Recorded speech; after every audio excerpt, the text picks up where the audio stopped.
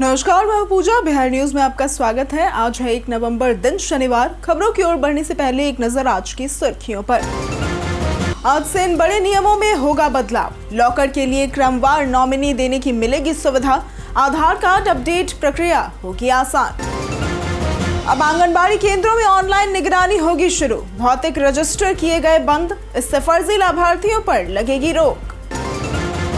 पहले चरण के मतदाताओं को मिल चुके हैं एपिक नंबर। 4 नवंबर तक दूसरे चरण के मतदाताओं की प्रक्रिया होगी पूरी। चक्रवाती तूफान मोंथा पड़ा कमजोर, राज्य में असर अभी भी जारी। 2 नवंबर तक राज्य के कई जिलों में भारी बारिश की संभावना। आज से सीनियर सिटीजन कार्ड 2025 पूरे देश में हुआ लागू। पहचान पत्र के साथ 7 अहम सुविधाओं का दिलवाएगा लाभ। एक ही आईडी से मिलेगा सभी सरकारी योजनाओं का फायदा। आज रात ठप रहेगा रेलवे रिजर्वेशन सिस्टम। शनिवार रात 11:45 बजे से रविवार सुबह 5:30 तक रहेगी बंद। पीएनआर फाइलों की कंप्रेशन का काम है मुख्य कारण। ऑस्ट्रेलिया से हार पर सूर्य कुमार यादव का बयान। टॉप ऑर्डर को ठहराया दोषी। जोश हेजलवुड की गेंदबाजी की तारीफ। चलिए अब बढ़ते हैं अब तक की 25 बड़ी खबरों की ओर विस्तार से। आरआरबी जेई भर्ती 2025 के लिए आवेदन शुरू। रेलवे भर्ती बोर्ड ने junior engineer, depot material superintendent, chemical और मेटलर्जिकल असिस्टेंट समेत कुल 2569 पदों के लिए भर्ती अधिसूचना जारी की है। ऑनलाइन आवेदन 31 अक्टूबर 2025 से शुरू हो गए हैं और 30 नवंबर 2025 तक चलेंगे, जिसके लिए rrbcdg.gov.in पर आवेदन किए जा सकते हैं। आवेदन शुल्क सामान्य ओबीसी ईडब्ल्यूएस के लिए 500 रुपए और SC ST EBC महिला ट्रांसजेंडर के लिए 250 रुपए है। आयु सीमा 18 से 36 वर्ष निर्धारित की गई है। चयन प्रक्रिया में CBT 1, CBT 2, दस्तावेज सत्यापन और चिकित्सा परीक्षण शामिल है। चयनित उम्मीदवारों को 29,300 से 38,400 प्रतिमाह वेतन व अन्य भत्ते भी मिलेंगे। आज से इन बड़े नियमों में होगा बदलाव। 1 नवंबर 2025 यानी कि आज से आम लोगों की वित्तीय जिंदगी में कई अहम बदलाव लागू हुए हैं। अब बैंक अकाउंट में 4 नॉमिनी तक जोड़े जा सकेंगे और लॉकर के लिए क्रमवार नॉमिनी देने की सुविधा मिलेगी। आधार कार्ड अपडेट प्रक्रिया आसान हुई है। ज्यादातर काम अब घर बैठे ऑनलाइन होंगे। SBI क्रेडिट कार्ड्स पर नए चार्जेस लागू हुए हैं, जिनका असर रोजमर्रा के लेन देन पर पड़ेगा। सेबी ने म्यूचुअल फंड निवेश में पारदर्शिता बढ़ाने के लिए नए नियम बनाए जा सकते हैं। इसके साथ ही LPG, CNG और PNG के दामों में भी संशोधन संभव है। ये बदलाव बैंकिंग और निवेश प्रणाली को आधुनिक बनाएंगे। अब आंगनबाड़ी केंद्रों में ऑनलाइन निगरानी होगी शुरू। राज्य के 20 जिलों के 70,000 आंगनबाड़ी केंद्रों में बच्चों, गर्भवती और स्तनपान कराने वाली महिलाओं की ऑनलाइन निगरानी शुरू हो गई है। अब भौतिक रजिस्टर बंद कर दिए गए हैं। करीब 60.55 लाख बच्चे, 4.90 लाख गर्भवती और 2.80 लाख स्तनपान कराने वाली महिलाएं ऑनलाइन मॉनिटरिंग के दायरे में आई है। सेविकाएं लाभार्थियों के फेस कैप्चरिंग कर डेटा निदेशालय को भेज रही है। इससे फर्जी लाभार्थियों पर रोक लगेगी और केवल पंजीकृत लोगों को ही योजना का लाभ मिलेगा। इसके साथ ही जल्द ही सभी 1.15 लाख आंगनबाड़ी केंद्र पूरी तरह से ऑनलाइन प्रणाली से संचालित होंगे। चतुर्मास हुआ समाप्त। आज से शुभ मांगलिक कार्यों की होगी शुरुआत। देवोत्थान एकादशी 1 नवंबर यानी कि आज मनाई जाएगी। इस दिन भगवान विष्णु योग निद्रा से जागेंगे और चतुर्मास का समापन होगा, जिससे सभी मांगलिक कार्यों की शुरुआत होगी। शतभिषा नक्षत्र और 3 शुभ योग के संयोग से यह तिथि विशेष मानी जा रही है। तुलसी शालिग्राम विवाह का आयोजन कर श्रद्धालु सुखी दाम्पत्य जीवन का आशीर्वाद प्राप्त करेंगे। एकादशी व्रत करने से धर्म, अर्थ, काम और मोक्ष की प्राप्ति होती है। पद्म पुराण के अनुसार इसका फल 1000 अश्वमेध यज्ञ के बराबर है। वहीं अक्षय नवमी पर आंवले के पेड़ की पूजा कर सुख, समृद्धि और आरोग्यता की कामना की गई। जाने आज कैसा रहेगा बिहार के मौसम का मिजाज। चक्रवाती तूफान मोंथा भले ही कमजोर पड़ गया हो, लेकिन इसका असर बिहार में साफ दिख रहा है। मौसम विभाग के अनुसार 31 अक्टूबर से 2 नवंबर तक राज्य के कई जिलों में आंधी, तूफान और भारी से बहुत भारी बारिश की संभावना है।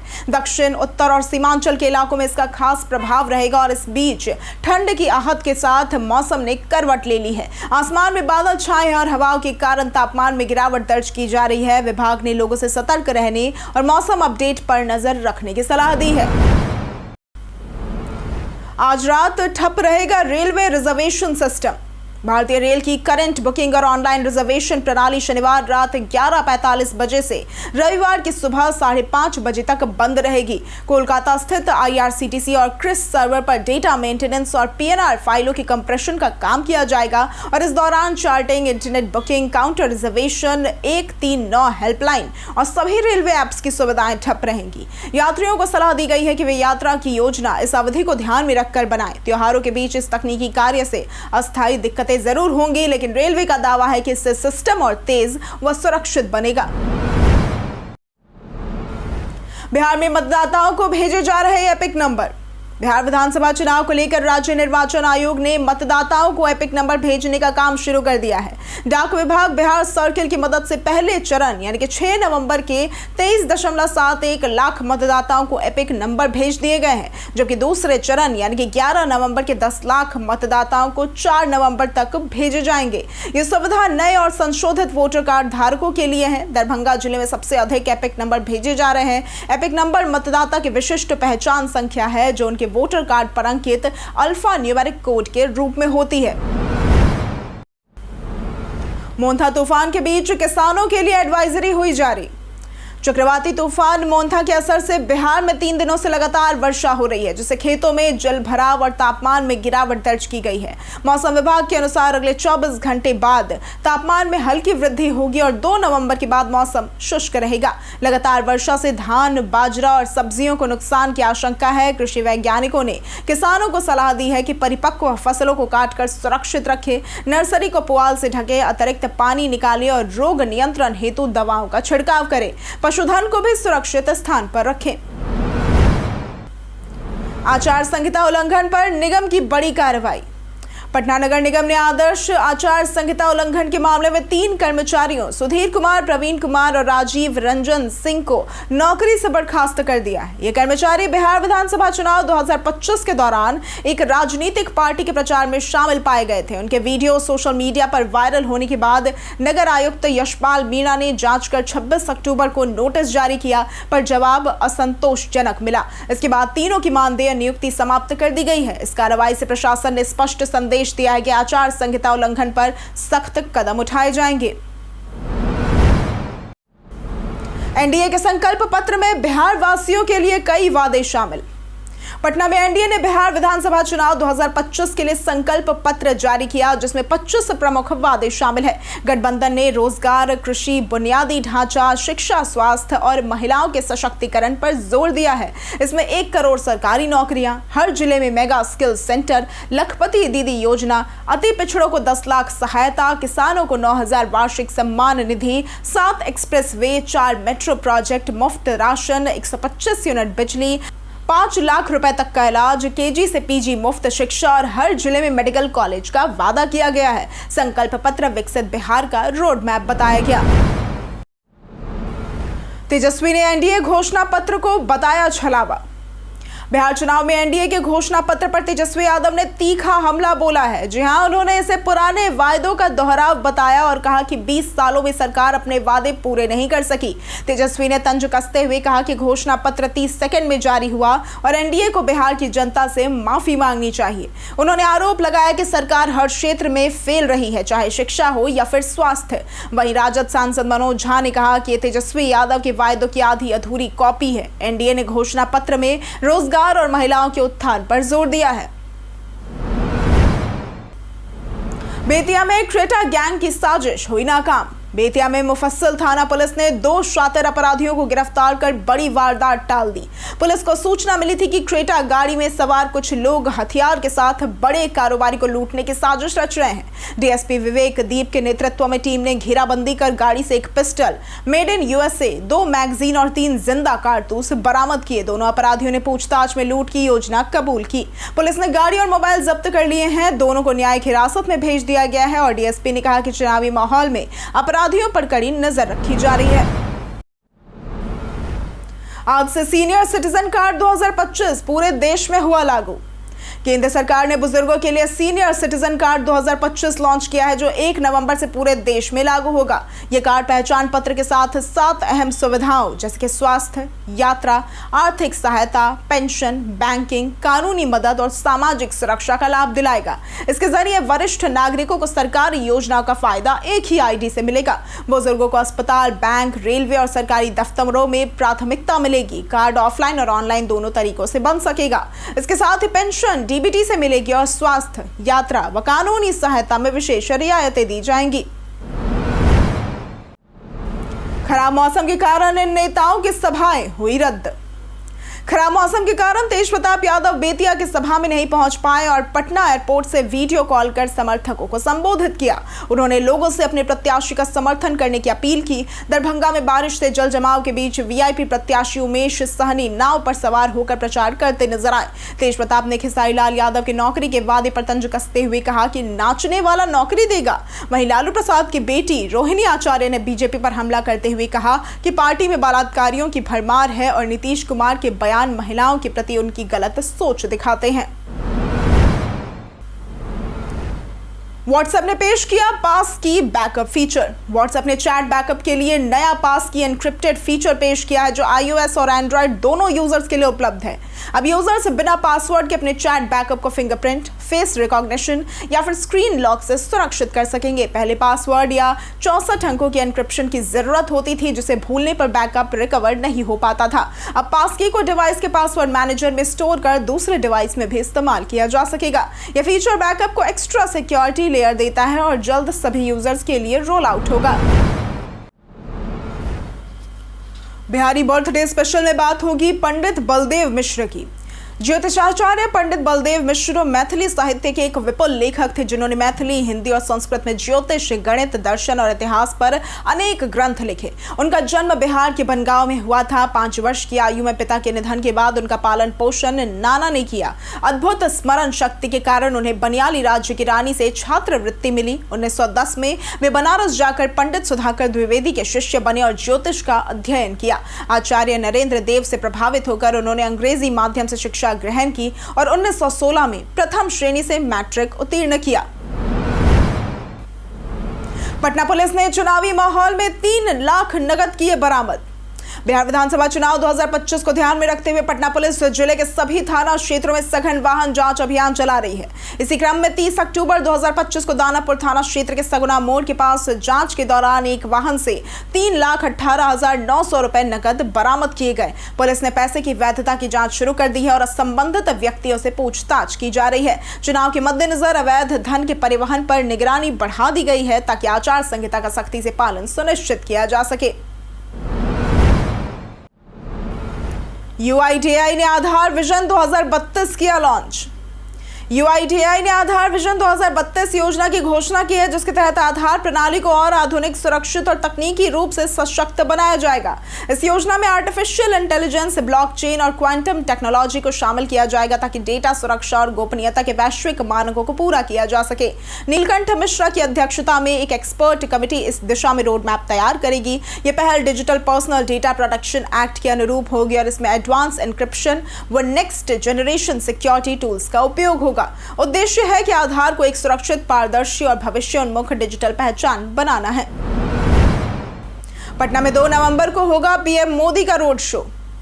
प्रधानमंत्री नरेंद्र मोदी 2 नवंबर यानी कि कल पटना में एनडीए प्रत्याशियों के समर्थन में भव्य रोड शो करेंगे। ये रोड शो शाम 4 बजे दिनकर गोलंबर से शुरू होकर नाला रोड, ठाकुरबाड़ी रोड, बारीपथ, बाकरगंज होते हुए उद्योग भवन तक जाएगा, जहां इसका समापन होगा। इसके अगले दिन 3 नवंबर को पीएम मोदी कटिहार में भाजपा प्रत्याशी तारकिशोर प्रसाद के समर्थन में चुनावी जनसभा को संबोधित करेंगे। डीएम मनीष कुमार मीणा ने कार्यक्रम की पुष्टि करते हुए बताया कि सभा भसना के पास होगी और वहीं हेलीपैड का निर्माण कराया गया है। तैयारियां पूरी कर ली गई है। अनंत सिंह समेत 5 पर एफआईआर दर्ज।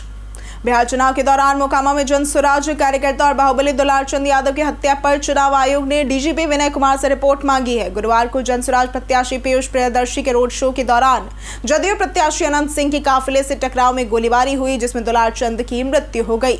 अनंत सिंह समेत 5 पर एफआईआर दर्ज हुई है। शुक्रवार को शव यात्रा के दौरान राजद प्रत्याशी वीणा देवी की गाड़ी पर पथराव भी हुआ। तेजस्वी यादव ने प्रशासन और आयोग से सख्त कार्रवाई की मांग की, जबकि अनंत सिंह ने सूरजभान पर साजिश का आरोप लगाया।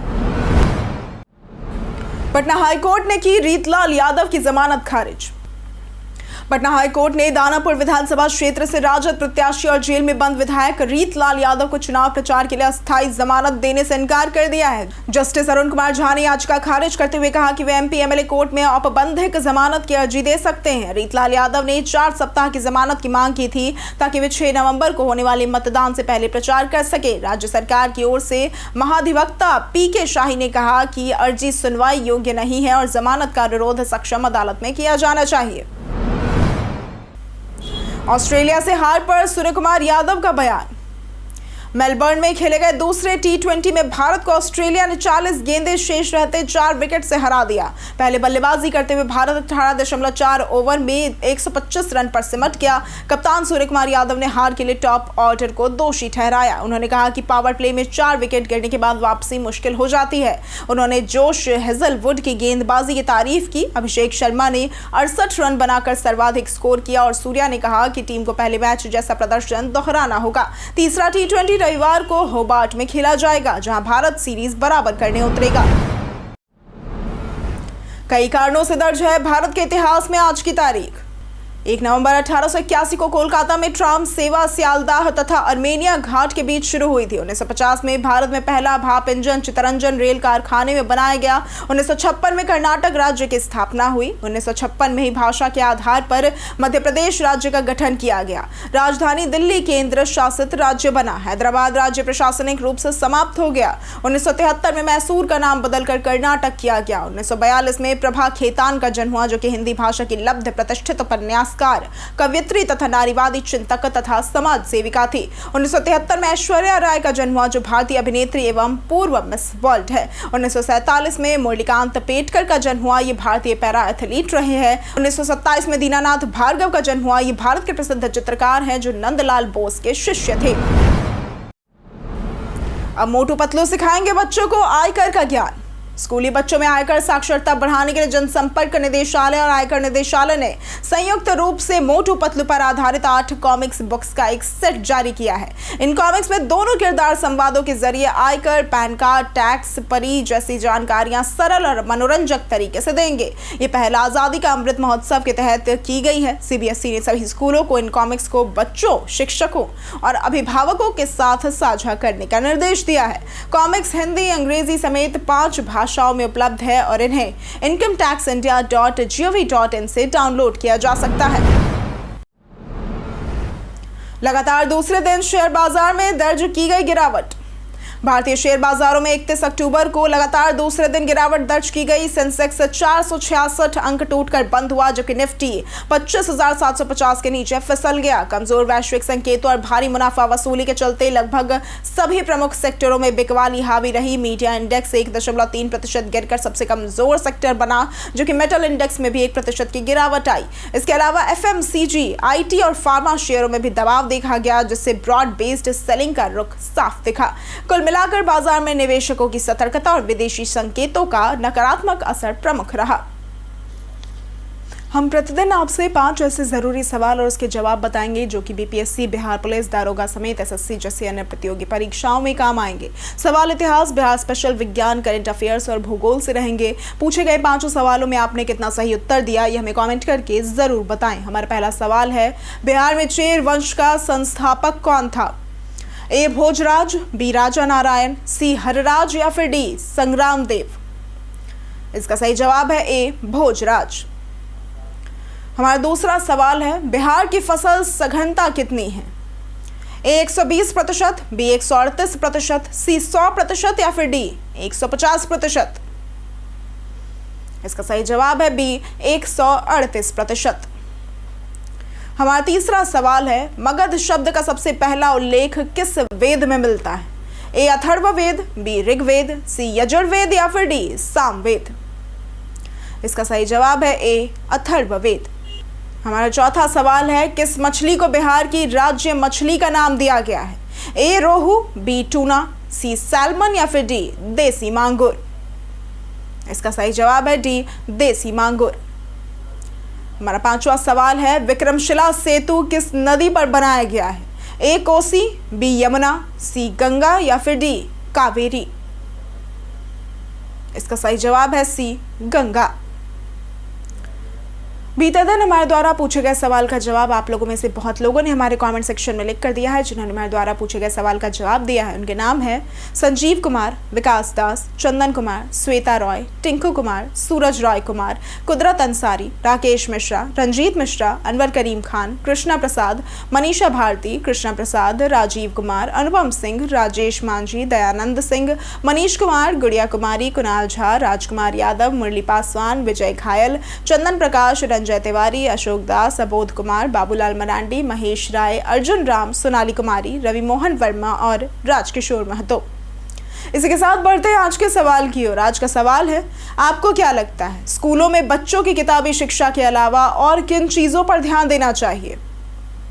आप अपना जवाब हमें हमारे कमेंट सेक्शन में लिखकर जरूर बताएं। आज के लिए सिर्फ इतना ही। बिहार की तमाम खबरों के साथ बनी रहने के लिए देखते रहें बिहारी न्यूज़। और साथ ही अगर आप यूट्यूब चैनल पर देख रहे हैं तो चैनल को सब्सक्राइब करें, और अगर आप फेसबुक पेज पर देख रहे हैं तो लाइक और फॉलो जरूर करें।